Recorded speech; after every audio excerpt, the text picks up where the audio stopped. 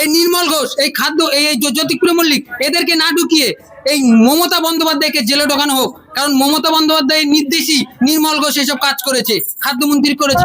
অবশ্যই মমতা বন্দ্যোপাধ্যায়কে গ্রেপ্তার করা উচিত, কারণ মমতা বন্দ্যোপাধ্যায়ও আমাদের কামদুনি মামলাতে জড়িয়ে আছে। আরজি কর কাণ্ডে নির্মল ঘোষ কার ইশারায় চলেছিল? মমতা বন্দ্যোপাধ্যায়ের ইশারায়। মমতা বন্দ্যোপাধ্যায় কেন এখনো জেলের বাইরে আছে? মমতা বন্দ্যোপাধ্যায়কে ইমিডিয়েটলি অ্যারেস্ট করা উচিত আমার মনে হয়। যদি আজকের আরজি কর ঘটনা নিয়ে যদি নির্মল ঘোষ অ্যারেস্ট হয় প্রমাণ লোপাটের জন্য, তাহলে তৎকালীন খাদ্যমন্ত্রী জ্যোতিপ্রিয় মল্লিক কেন অ্যারেস্ট হবে না? 9 জন মিলে রেপ করেছিল এবং তার স্তন পর্যন্ত ছিঁড়ে নেওয়া হয়েছিল, তার চোখে মুখে আঁচড়ের দাগ ছিল। সেই জায়গায় দাঁড়িয়ে আমরা চার্জশিটে দেখেছি যে যে গ্যাং রেপ বলে উল্লেখই নেই, শুধুমাত্র একজনই রেপ করেছে। আরজি কর কাণ্ডে যখন নির্মল ঘোষকে অ্যারেস্ট হলো, জ্যোতিপ্রিয় মল্লিক কেন নয়? বিনীত গোয়েলের নির্দেশে চার্জশিটটা সাজানো হয়েছে। ঘটনাটা নাকি একজনাই ঘটিয়েছে। আমার দিদির বডিটাকে দুটো ঠ্যাং ধরে নাভি পর্যন্ত চিড়ে দিয়েছে নাকি একজন। আমার দিদির বডিটাকে, আমার দিদিকে রেপ এবং ধর্ষণ এবং খুন করলো, 8 বিঘা জায়গায় টেনে টেনে নিয়ে গেল নাকি একজন। বিগত 15 বছরে যেখানে যা গণধর্ষণ ও খুন হয়েছে, প্রমাণ এই নির্মল ঘোষ, এই তৎকালীন খাদ্যমন্ত্রী জ্যোতিপ্রিয় মল্লিক, এরা কিন্তু প্রমাণ লোপাট করেনি। প্রমাণ লোপাট করেছে হলো তৎকালীন মুখ্যমন্ত্রী মমতা বন্দ্যোপাধ্যায়। সবার মাথার ওপরে বসে আছে মমতা বন্দ্যোপাধ্যায়। দুটো ডেড বডি টপকে তারপর অভয়া দিদির বডিটাকে পুড়িয়ে দিল গ্রিন করে। আমাদের শোনেন, আমাদের বেলা 10টা ডেড বডি ছিল বড়নগর শ্মশানে। শোনেন, অভয়ার ক্ষেত্রে কি হলো, অভয়ের ডেড বডিটা তো বাড়িতে এনেছিল। তৎকালীন খাদ্যমন্ত্রী জ্যোতিপ্রিয় মল্লিক আমার দিদির ডেড বডিটা আমাদের বাড়িতেও আনতে দেয়নি। যে জ্যোতিপ্রিয় মল্লিককে অ্যারেস্ট করা হোক, জ্যোতিপ্রিয় মল্লিককে জিজ্ঞাসাবাদ করা হোক যে কেন এগুলো করেছিলেন। আমরা বুঝতে পারছি যে ওনার মাথার উপরে স্বয়ং প্রাক্তন মুখ্যমন্ত্রীর হাত ছিলেন, তার জন্যই উনি এগুলো করেছেন। কিন্তু টিএমসি সরকার বিচার দিতে পারেনি, বরঞ্চ ফাঁসি আসামিগুলোকে বেকসুর খালাস করে দিয়েছে, তাদেরকে ছেড়ে দিয়েছে টিএমসি সরকার। দেখুন, জ্যোতিপ্রিয় মল্লিক এমনই একজন ব্যক্তি না, আর যেভাবে সাধারণ মানুষের উপরে টর্চার করেছে সেটা তো বরুণ বিশ্বাসের ফ্যামিলিও বুঝতে পেরেছে এবং আমরাও বুঝতে পেরেছি। আপনারা জানেন না, হয়তো কি জানেন যে যেভাবে জ্যোতিপ্রিয় মল্লিকের নির্দেশে কামদুনের মামলাটাকে যে জায়গায় নিয়ে দাঁড় করানো হয়েছে, তার জন্য কিন্তু আজকের 4 জন আসামি বেকসুর খালাস হয়ে গেছে। সেই ক্ষেত্রে বরুণ বিশ্বাসের ক্ষেত্রেও তাই। বরুণ বিশ্বাসের ক্ষেত্রেও জ্যোতিপ্রিয় মল্লিক এমনভাবে নির্দেশ দিয়েছিলেন, তার জন্য তাকে খুন হতে হয়েছিল, তার জন্য আজকে মামলাটা এত দূরে এসে পৌঁছেছে। আজও বরুণ বিশ্বাস বিচার পায়নি। সেই ক্ষেত্রে আমরা চাইবো যে জ্যোতিপ্রিয় মল্লিককে অ্যারেস্ট করা হোক, জ্যোতিপ্রিয় মল্লিককে জিজ্ঞাসাবাদ করা হোক যে কেন এগুলো করেছিলেন। আমরা বুঝতে পারছি যে ওনার মাথার উপরে স্বয়ং প্রাক্তন মুখ্যমন্ত্রীর হাত ছিলেন, তার জন্যই উনি এগুলো করেছিলেন। কিন্তু ওনাকে অ্যারেস্ট করা অত্যন্ত প্রয়োজন। সাধারণ মানুষের সঙ্গে যেভাবে উনি অত্যাচার করেছেন, সেই অত্যাচারের ফল ওনাকে পেতেই হবে। যেমনটা কামদুনি ভাই তিনি দাবি করছেন যে নির্মল ঘোষ যদি গ্রেপ্তার হয়ে থাকে তাহলে জ্যোতিপ্রিয় মল্লিকও গ্রেপ্তার করতে হবে, কারণ কামদুনি কাণ্ডে একাধিক তথ্য লোপাট করা হয়েছে, এমনটাই তিনি অভিযোগ করছেন। আপনি কি বলবেন? অবশ্যই মিতার ভাই যেটা বলেছে অত্যন্ত সঠিক কথা বলেছেন এবং এটা সত্যি বাস্তব। কারণ আমরা দেখেছি অভয়া কাণ্ডে যেভাবে তথ্য প্রমাণ লোপাট করা হয়েছিল বিগত সরকার থাকাকালীনই, এবং আপনি যে নির্মল ঘোষকে আজকে অ্যারেস্ট করলেন বর্তমান সরকার আসার ফলে। আমরা মনে পড়ে আজও যে যখন আমরা অভয়ার বাবা মায়ের সঙ্গে দেখা করতে গেছিলাম পানিহাটিতে, তখন কিন্তু এই নির্মল ঘোষই অর্ডার দিয়েছিলেন যাতে আমাদের অভয়ার বাবা মার সঙ্গে না দেখা করতে পারি আমরা। সেখান থেকে কিন্তু আমাদের ফিরে আসতে হয়েছিল। আর গেটের মুখে আমরা দাঁড়িয়ে আছি, আর নির্মল ঘোষ রাস্তার ওপিটে দাঁড়িয়ে আছে। টুম্পা কয়েল, মৌসুমী কয়েল, মিতার পরিবারের মা বাবার সঙ্গে যেন না কথা বলতে পারে, অভয়ের বাবা মার সঙ্গে যেন না কথা বলতে পারে। তার জন্য নির্মল ঘোষ ওখানে দাঁড়িয়ে থেকে আমাদেরকে ঢুকতে দিইনি। সেই জায়গায় দাঁড়িয়ে আজকের গোটা রাজ্যের মানুষ দেখেছে যে নির্মল ঘোষকে অ্যারেস্ট করেছেন আমাদের রাজ্য পুলিশ, আমাদের নতুন সরকারের নির্দেশে।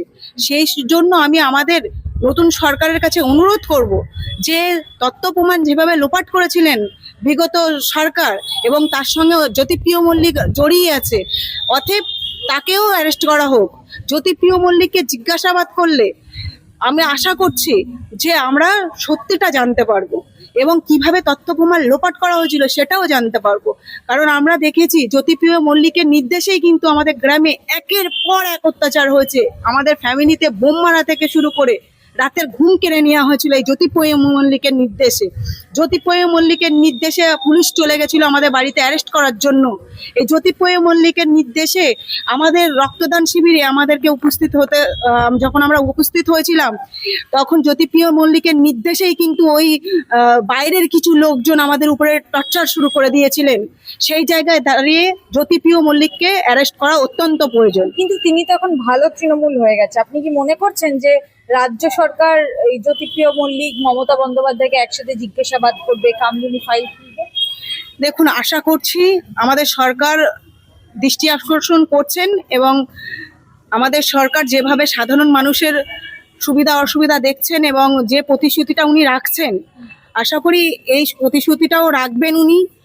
ভালো তৃণমূল খারাপ তৃণমূলকে দূরে সরিয়ে, যেটা অন্যায় সেটা অন্যায়কে কখনো প্রশ্রয় যেন না দেয়া হয়, এটাই আমাদের কাছে দাবি, আমাদের নতুন সরকারের কাছে দাবি। আর এই কামদুনি কাণ্ডে আমরা দেখতে পেয়েছি মানে কামদুনি কাণ্ডে যে মৃতার পরিবার তারাও দাবি করছে যে যে পোস্টমর্টম রিপোর্ট, সেই পোস্টমর্টম রিপোর্ট চার্জশিটে যে দেওয়া হয়েছে সেখানেও গরমিল রয়েছে। আপনি তো প্রতিবাদী আন্দোলনের একবারে প্রথম সারির মুখ, কি বলবেন? কি ওই দেখুন, আমরা তো চার্জশিটে দেখেছি সত্যিকারই যেভাবে তথ্য প্রমাণ লোপাট করা হয়েছে, কারণ 9 জন মিলে রেপ করেছিল এবং তার স্তন পর্যন্ত ছিঁড়ে নেওয়া হয়েছিল, তার চোখে মুখে আঁচড়ের দাগ ছিল। সেই জায়গায় দাঁড়িয়ে আমরা চার্জশিটে দেখেছি যে যে গ্যাং রেপ বলে উল্লেখই নেই, শুধুমাত্র একজনই রেপ করেছে।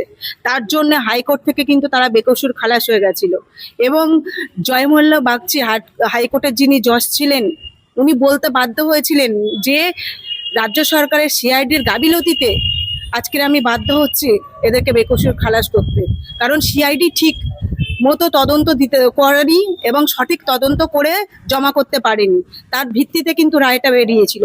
অতএব আমরা এটাও দেখেছি যে লোহার কোর্টে যখন 2016 সালে আমরা রায় পেয়েছিলাম তখন 3 জনের ফাঁসি এবং 3 জনের যাবজ্জীবন জেল হয়েছিল, সেটা 2023-এ গিয়ে সম্পূর্ণ চেঞ্জ হয়ে গেল হাইকোর্টে। কার নির্দেশে? এগুলো প্রাক্তন মুখ্যমন্ত্রীর নির্দেশে। তিনি শুধু নিজের ভোট ব্যাংক বাঁচাতে চেয়েছেন, তিনি শুধু যারা দোষী তাদেরকে সাপোর্ট করতে চেয়েছেন। মমতা বন্দ্যোপাধ্যায়কে তাহলে গ্রেফতার করা উচিত। অবশ্যই মমতা বন্দ্যোপাধ্যায়কে গ্রেফতার করা উচিত, কারণ মমতা বন্দ্যোপাধ্যায়ও আমাদের কামদুনি মামলাতে জড়িয়ে আছে।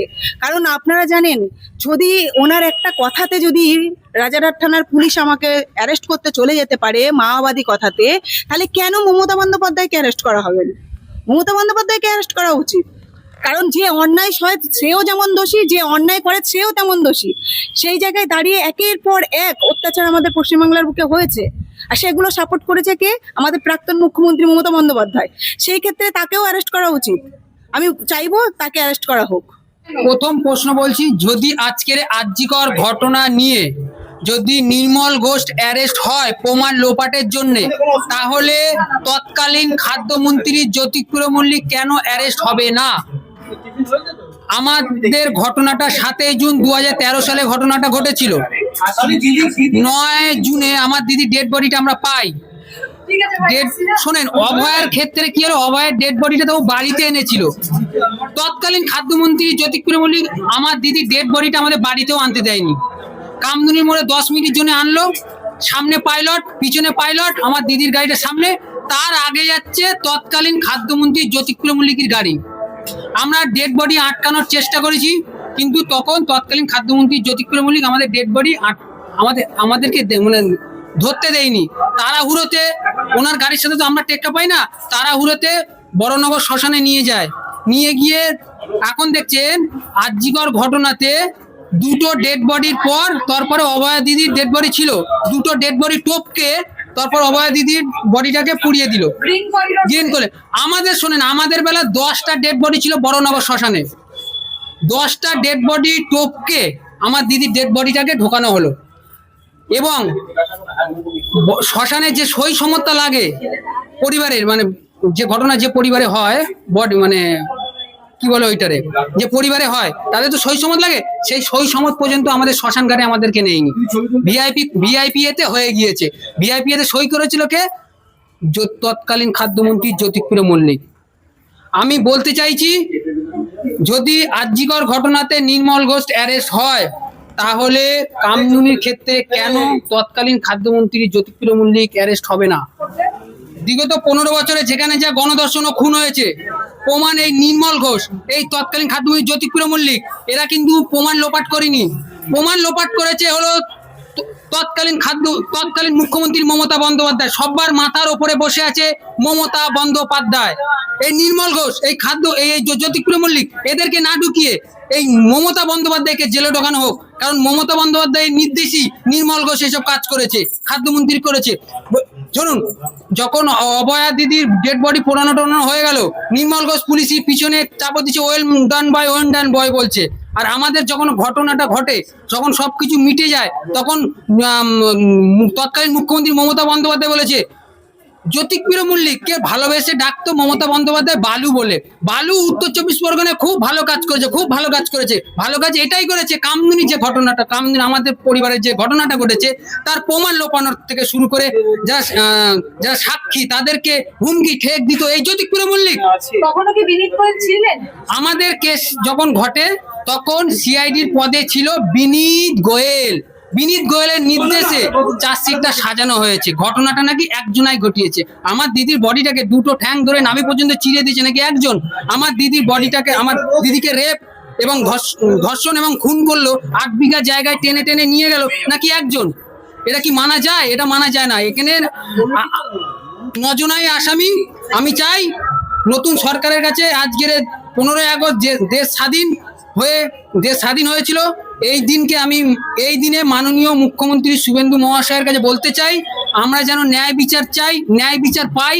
আপনার কাছে যে 11খানা পয়েন্ট আমরা তুলে দিয়েছি জনতার দরবারেতে গিয়ে, সেই জিনিসটা যেন আপনি একটু দেখেন। কারণ অতীত আছে কিভাবে প্রমাণ লোপাট করেছে, কিভাবে মমতা বন্দ্যোপাধ্যায়ের নির্দেশে, জ্যোতিপ্রিয় মল্লিকের নির্দেশে কিভাবে কি করেছে। দেখুন, ধর্ষণ থেকে খুন প্রত্যেকটা কেসের পিছনে কিন্তু টিএমসি নেতা মন্ত্রীদের হাত রয়েছে। এটা প্রত্যেকটা মানুষ এখন দেখতে পাচ্ছে। আজ আরজিকর কাণ্ডে নির্মল ঘোষ গ্রেপ্তার হলো, এর পিছনে তো মাননীয় প্রাক্তন মুখ্যমন্ত্রী মমতা বন্দ্যোপাধ্যায়ের ইশারাই তো নির্মল ঘোষ এগুলো করেছে। তো নির্মল ঘোষ অ্যারেস্ট হলো, মমতা বন্দ্যোপাধ্যায় কেন হচ্ছে না অ্যারেস্ট? মমতা বন্দ্যোপাধ্যায়কে ইমিডিয়েটলি অ্যারেস্ট করা উচিত। আমাদের কামদুনি মামলায় কি হয়েছিল? খাদ্যমন্ত্রী জ্যোতিপ্রিয় মল্লিক, তার নির্দেশে আমাদের কামদুনি মামলার সমস্ত সমস্ত প্রমাণ লুটপাট করা হয়েছিল। কোনো প্রমাণ ছিল না এই জ্যোতিপ্রিয় মল্লিকের নেতৃত্বেই। তো এখানে জ্যোতিপ্রিয় মল্লিককেও অ্যারেস্ট করা হোক। আরজিকর কাণ্ডে যখন নির্মল ঘোষকে অ্যারেস্ট হলো, জ্যোতিপ্রিয় মল্লিক কেন নয়? আরজিকর কাণ্ডে নির্মল ঘোষ কার ইশারায় চলেছিল? মমতা বন্দ্যোপাধ্যায়ের ইশারায়। মমতা বন্দ্যোপাধ্যায় কেন এখনো জেলের বাইরে আছে?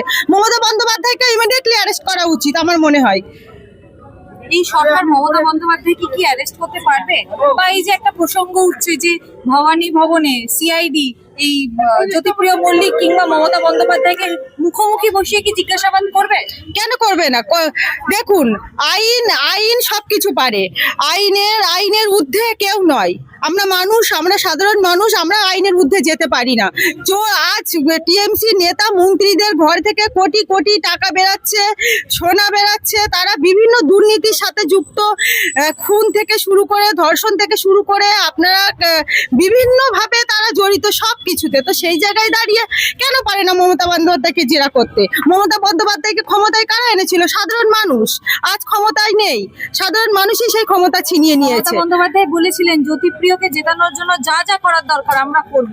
কি জন্য বলেছিলেন? জ্যোতিপ্রিয়র প্রতি এত দরদ কিসের ছিল প্রাক্তন? দেখুন, জ্যোতিপ্রিয় মল্লিক উনি খাদ্যমন্ত্রী থাকাকালীন গরিব মানুষের পেটে লাথি মেরে খাদ্য চুরি করতেন।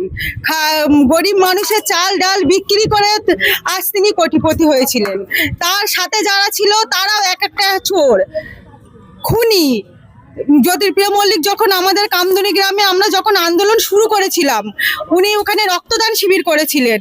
তখন যেহেতু সরকারে ছিলেন টিএমসি সরকার, তার জন্য আমাদের দায়িত্ব ছিল তার কাছে স্মারকলিপি জমা দেওয়ার। আমরা আমাদের কেসের জন্য আমরা স্মারকলিপি পর্যন্ত জমা দিতে গেছিলাম ওই জ্যোতিপ্রিয় মল্লিকের কাছে স্কুল মাঠে। আমাদেরকে বলা হয়েছিল যে কিসের স্মারকলিপি জমা দিতে এসছেন? মাদুলি কলে গলায় ঝুলান। এটা আমাদেরকে বলা হয়েছিল, যেখানে আমার গলায় ঝুলান, আর যেখানে আমাদের ঘরের বোন, আমাদের ঘরের মেয়েকে এইভাবে রেপ করে তাকে মার্ডার করে মারা হলো। আমরা তার বিচারের জন্য সেই খাদ্যমন্ত্রীর কাছে গেছি, উনি আমাদের গ্রামে এসেছিলেন তার জন্য। আমাদেরকে এটাও বলা হয়েছিল যে মাদুলি করে গলায় ঝুলান, এবং ওখানে আমাদের জনরসের মধ্যে পড়তে হয়েছিল, আমাদেরকে ঘিরে ধরে বিভিন্ন মন্তব্য করা হয়েছিল। তবুও আমরা ওখান থেকে এক পাও নড়িনি। আমরা বলেছিলাম না, আমরা স্মারকলিপি জমা দিয়ে তারপরে যাব, কিন্তু তবুও আমাদের উপরে একটার পর একটাই জ্যোতিপ্রিয় মল্লিকের নির্দেশে আমার হাজবেন্ডের ভেরি রাতের মধ্যে লুট করে নিয়েছিল। যে আজ যে মারচোর গানটা উঠেছে না, এটা বাস্তব। এরা ওদের টিএমসির বিরুদ্ধে যে মুখ খুলবে তাকে যদি হাতে না মারতে পারো তাকে ভাতে মারো। আমার হাজবেন্ড ভেরি চাষ করেছিল, সেই ভেরির মাছ দুদিন পর তোলা হবে, বড় বড় সাইজের মাছ, কয়েক বিঘে ভেরি।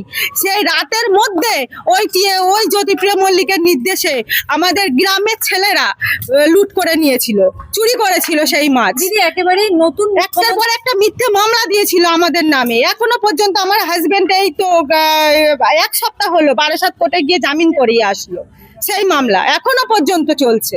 তাহলে আমরা কি অন্যায় করেছি? আমাদের ঘরের বোনকে রেপ করে তার 2টো পা ছিঁড়ে দিয়ে মারা হলো, আমরা তার বিরুদ্ধে প্রতিবাদ করেছিলাম।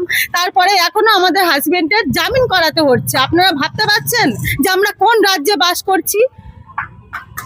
নতুন মুখ্যমন্ত্রী শুভেন্দু অধিকারী, বিজেপি সরকারের প্রথম মুখ্যমন্ত্রী, নতুন মুখ্যমন্ত্রী শুভেন্দু অধিকারী, তার কাছে আপনারা কি চাইছেন? আপনি কি চাইছেন? দেখুন, যখন 2013 সালে 7ই জুন যখন আমরা আন্দোলন শুরু করেছিলাম আমাদের বোনের বিচারের জন্য, তখন 2011-তে কিন্তু টিএমসি সরকার এসেছিল, আর 2013-তে আমাদের আন্দোলন শুরু হয়েছিল।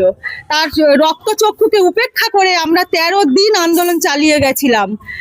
13 দিনের পর মমতা ব্যানার্জি আমাদের গ্রামে এসে আমাদেরকে বলেছিল, তোমরা একটা মাওবাদী, তোমরা সিপিএম করো, বিভিন্নভাবে তকমা দিয়ে আমাদের আন্দোলনটাকে মুখ বন্ধ করে দেওয়ার চেষ্টা করেছিল ওই জ্যোতিপ্রিয় মল্লিক। তো আমরা চেয়েছিলাম এই সরকারের, বিগত সরকারের আমলে, টিএমসি সরকারের জামানায় আমরা বিচার পাবো না। আমরা সেই রক্তচক্ষুকে উপেক্ষা করে দীর্ঘ 13টা বছর দাঁতে দাঁত চেপে আমরা আন্দোলন করে গেছি। আমরা আজ রাজ্যের কোন মন্ত্রীর দরবারে যাইনি, রাজ্য থেকে দিল্লি পর্যন্ত ছুটেছি আমরা বিচারের জন্য, কিন্তু টিএমসি সরকার বিচার দিতে পারিনি, বরঞ্চ ফাঁসি আসামিগুলোকে বেকসুর খালাস করে দিয়েছে, তাদেরকে ছেড়ে দিয়েছে টিএমসি সরকার। আজ যখন সরকার বদল হয়েছে, নতুন সরকার এসছে, অবশ্যই আমাদের মাননীয় শ্রী শুভেন্দু অধিকারী মহাশয়ের কাছে আমাদের দাবি থাকবে যে আমরা যেন বিচার পাই এবং পুনরায় আমাদের কামদুনির ফাইল খোলা হোক। আমরা জনতার দরবারেও গেছিলাম, আমরা জানিয়েছি শুভেন্দু অধিকারী মহাশয়কে, এবং আমাদের রাজ্য সভাপতি মাননীয় শ্রী শ্রমিক ভট্টাচার্য মহাশয়কেও জানিয়েছি যাতে আমাদের কামদুনি ফাইল পুনরায় খোলা হোক। কারণ আমাদের এই কামদুনির আন্দোলনটা কিন্তু শুধু আমাদের আন্দোলন ছিল না, আমরা কোথাও হয়তো কামদুনির আন্দোলন শুরু করেছি, কিন্তু এই কামদুনির আন্দোলনটা ছিল শুভেন্দু অধিকারী মহাশয়েরও, ছিল শ্রমিক ভট্টাচার্য মহাশয়েরও ছিল, কারণ তারাও আমাদের সাথে কিন্তু সামিল হয়েছে, কামদুনিতে গেছে, তারাও আমাদের পাশে দাঁড়িয়েছিলেন। তখন তারা সরকারে আসেননি।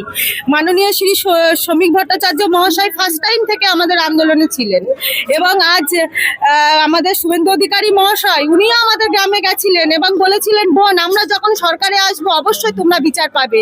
তো অবশ্যই আমাদের এই সরকারের কাছে অনেক আশা দিদি, অনেক অনেক আস্থা, অনেক ভরসা যে আমরা বিগত সরকারের জামানায় আমরা বিচার পাইনি, এই সরকার যেন পুনরায় ফাইল খোলে এবং আমরা যেন আবার যেন বিচার পাই, আমাদের বোনের যেন আত্মা শান্তি পাই।